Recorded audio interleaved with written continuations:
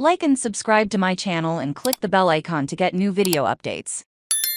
Analysis: Russia's human wave attacks are another step into hell. Medvedev is unusual in that he not only lived to tell the story, but somehow escaped to Norway.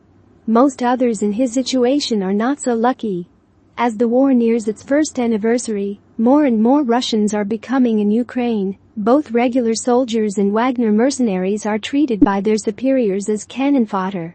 Barely trained and often poorly armed, they are ordered to engage in a cynical tactic based on overwhelming the enemy with sheer numbers to pounce on the more hardened Ukrainian defenders. For attackers and defenders alike, these waves are an unfathomable horror. Survivors invariably cling to non-human and therefore dehumanizing metaphors when describing the experience, so it's easy to forget that the waves and tides, are not made of water molecules, but of frightened or insane young men or boys expressionless.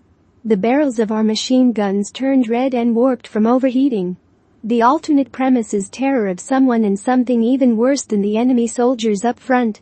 The commanders behind who gave the orders. A consistent element in human wave attacks is that the superiors who seal the Cub's fate make it clear that turning around during the attack will result in an even more certain and even more gruesome death. Do human wave attacks ever make sense militarily? It is difficult to say and therefore unlikely. The Soviets eventually prevailed against the Germans with millions of casualties, but not against the Finns. The Iranians achieved nothing at all. They just dragged the war into an 8-year terror that ended in a ceasefire. These men not only waged a genocidal war against Ukrainian civilians, they have also sacrificed their own country's youth, many drafted from ethnic minorities in remote regions or taken straight from prisons by Prigozhin. There are no reliable figures, but American officials estimate that the Russians have already lost about 200,000 dead or wounded in the war, with the number rising to several hundred every day.